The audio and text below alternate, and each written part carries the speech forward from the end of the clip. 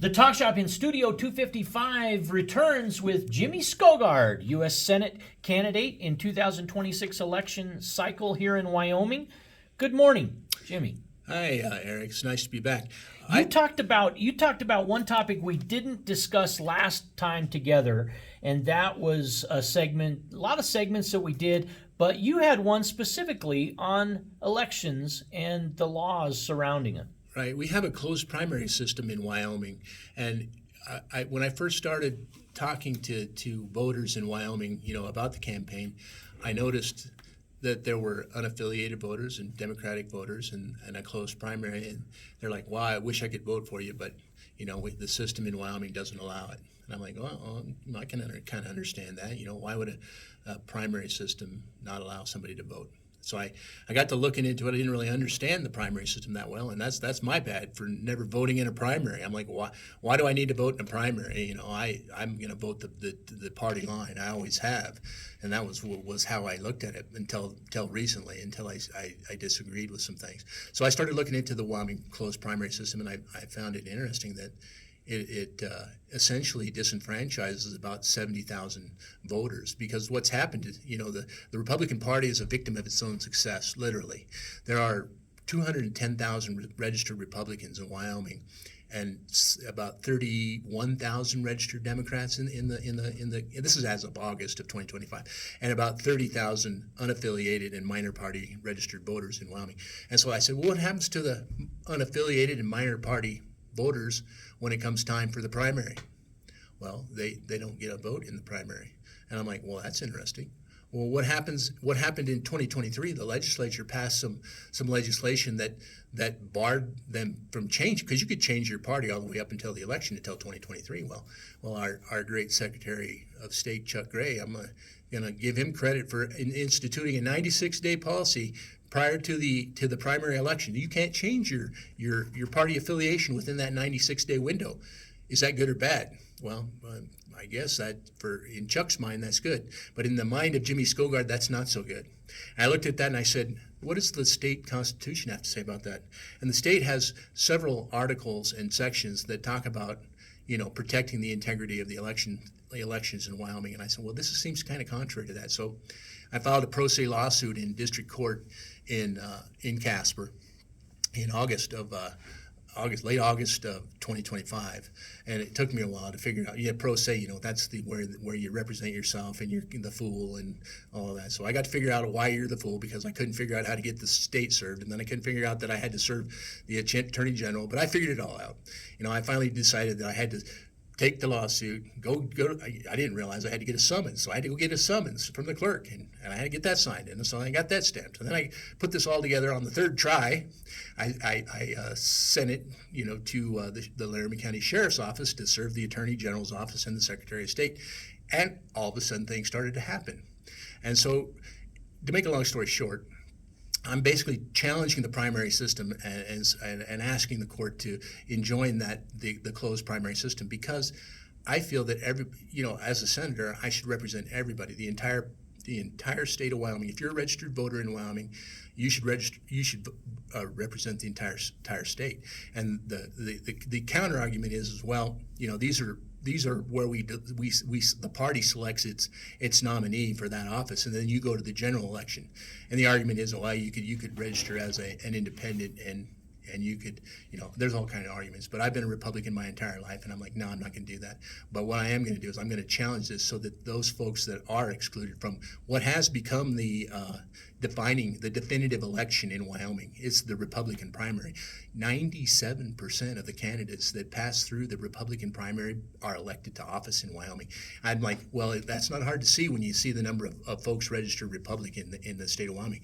And so I say, you're effectively then, if you're not allowing those unaffiliated and democratically aligned voters to vote however they please, you're effectively disenfranchising them in the election process, in the only definitive election. Now, and another thing, the primary elections are taxpayer funded. So what is that?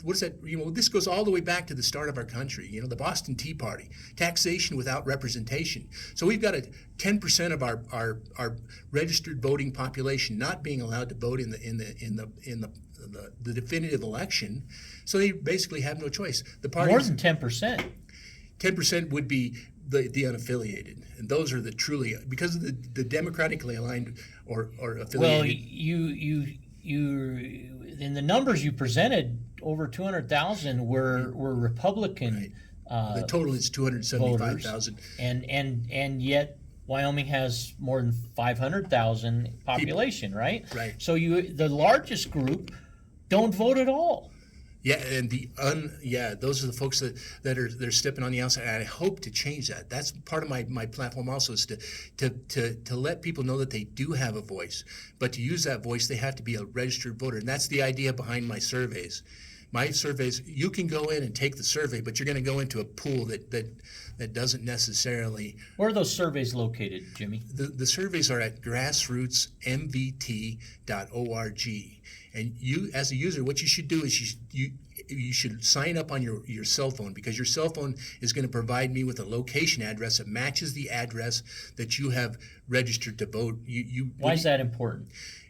So we don't get foreign actors or people in paid people coming in to spam my survey site. They have to be your address.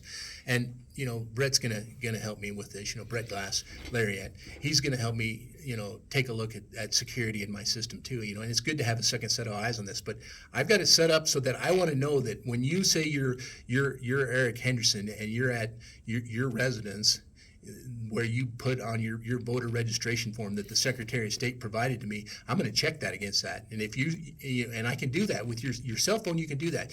Your cell phone can send me your location, and then I can use the federal geolocation service that's available to me and check. I can get the coordinates from your location at your home, and then the coordinates from your cell phone, and then I can check those two. And if they're within about 250 feet, I'm going to say you're a verified voter in Wyoming. And then when you go to the survey and you take the survey and you aggregate your vote with your community, then we know your representative, your House representative, your state Senate representative, and your federal representatives know how you think and where you're at. And we can see, if I'm out there pushing a strategy or a program like say I wanted to serve on the January 6th committee like Liz Cheney did, I could see. If I had a survey tool like this, I could see how far underwater I was. And rather than spend my time in Washington, D.C., serving on a committee, doing what I considered was my job, I would be back in Wyoming talking to the constituency and saying, what's going on? Why are we so underwater on this issue? You see what I'm saying? If you have this type of a tool, you can get the pulse of the community on a hot button topic. Topics like abortion, topics like public land sale, topics like school funding, topics like the economy. You can see where you're at with your proposals. Many in Wyoming feel like you could have all of this data, but the people aren't listened to. And data by a survey, how would that discipline your decision making as a potential U.S. Senator? So you do the survey, and if folks are participating, you can tell, first of all, the total number of registered voters. It's clear. I hear what you're saying. It's clear what you could do with the survey. What discipline would you have to abide by the results? You have eventually, we work in the part about accountability and transparency.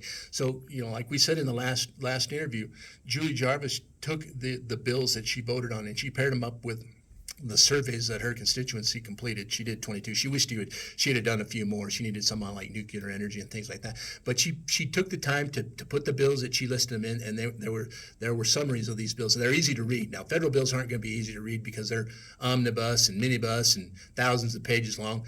But we have AI tools now, so we could link to those surveys, use a tool like ChatGPT or Gemini to summarize that, to find which survey they fit in, and then put those surveys, list those bills, next to those surveys, and say whether we voted for them or whether we didn't vote for them. And and it would help us. It would help us as represent Wyoming, because we could say, oh, we could support this in Wyoming if you took out the part about where you want to, sell off public lands, for example. Otherwise, we can't support this because look, Here's what my constituency says. I don't have to listen to what are they called? The lobbyist, right? Lobbyist comes in and says, "Hey, Jim, we could take you to Bermuda here if you like, help us out right here." I said, "Well, you're going to have to go back to Casper now and take all my constituency in Casper and Cheyenne and Jackson Hole and Evanston. Take them all to Bermuda and see if you can get them to change their mind, and then you can influence me that way." If we take your approach and enter all of the topics, be it education, abortion, you name it, eventually we don't need politicians, correct? No, we don't change the government with a survey. Our government has always been a representative democracy, and I don't see it changing. And so you've got to elect a But representative. wouldn't the ultimate democracy be you take that survey and the people have decided? Government should be boring, Eric. Government should be boring. It should be taking care of people. It should be doing the boring work that goes on behind the scenes. And so for everyone to want to get involved in that would be like getting involved in a mountain of minutia, I guess that maybe is that the right word? Anyway, the idea that we have the time as individuals to do that, no, we don't have that kind of time. That's why we have the system that we have, a representative democracy. But the power resides with you and me, with the people. We are the ultimate say in our system of government, and that's what I think we all need to take responsibility for our actions and our inactions. Where's your court case stand today with respect to elections?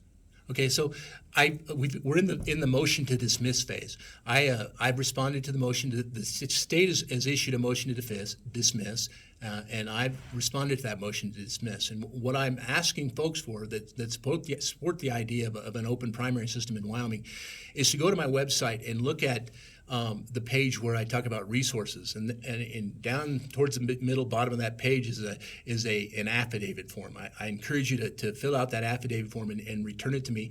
I encourage attorneys to file amicus briefs, and the brief that we're working on right now is Bost versus the state of Illinois, just decided on January 24th of last year, or January 23rd. The Supreme Court decided that a candidate does have standing to sue against election rules, and so we're arguing that. And the judge has given me a generous amount of time. I even asked the state if they wanted to shorten it, and they said no, they're going to take the full.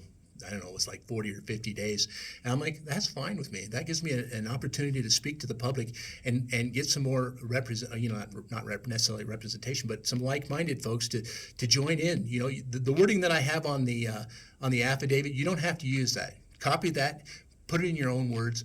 But in state court, in Wyoming State Court, you have to, when you want to make a statement in court, you have to get it notarized. So it has to be an affidavit that's notarized. So you have to take the time to notarize it and then send it back to me. The address is there on that website at Skovgard2026.org resources.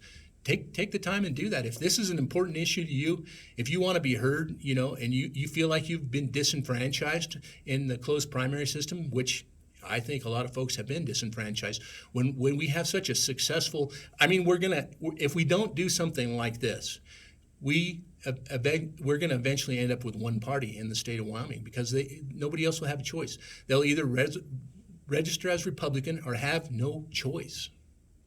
Jimmy Skovgard, U.S. Senate candidate, 2026 election cycle for Wyoming.